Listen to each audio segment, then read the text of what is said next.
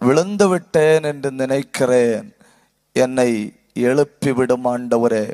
அதாக்கும் இந்த ராத்திரியின் செய்தி, விழுந்து விட்டேன் என்று நினைக்கிறேன், என்னை எழுப்பிவிடும் ஆண்டவரே.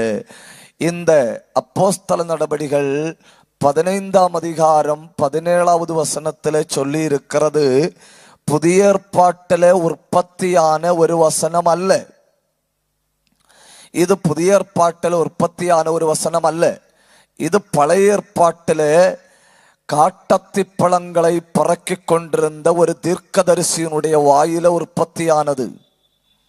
ஆமோஸ் தீர்க்கதரிசியின் புஸ்தகம் 9ஆம் அதிகாரம் 12வது வசனமாக்கும் இந்த தீர்க்க தரிசனத்தின் உற்பத்தி அங்கே சொல்லி இருக்கு.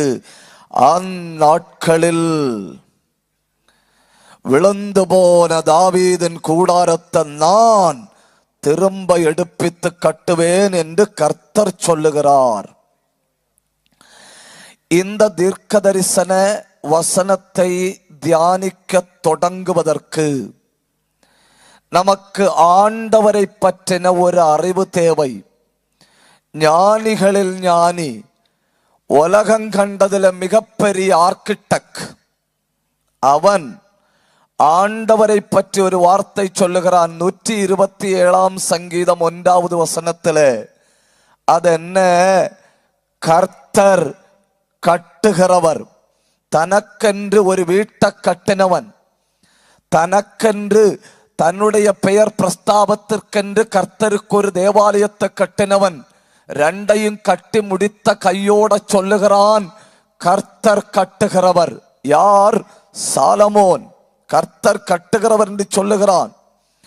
ஆனா தீர்க்கதரிசி சொல்லுகிற வார்த்தையை பாருங்க, கர்த்தர் திரும்பவும் கட்டுகிறவர். விழுந்து போன கூடாரம், விழுந்து போன கூடாரம், இதற்கு 2 அர்த்தங்கள் உண்டு பழைய ஏற்பாட்டில். 1வது அர்த்தம், ஏசாயா தீர்க்கதரிசியின் புஸ்தகம் 38ஆம் அதிகாரம் அதனுடைய 12வது வசனம். ஏசாயா 38:12. என் ஆயுசு மேய்ப்பனுடைய கூடாரத்தை போல. அங்கே மேய்ப்பனுடைய கூடாரம் என்கிற ஒரு கூடாரத்தை நாம் பார்க்கிறோம்.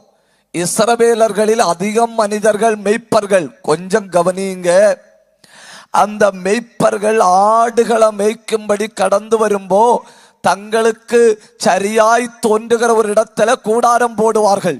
அந்த கூடாரத்தில் ராத்தங்கி ஆடுகளை மேய்ப்பார்கள்.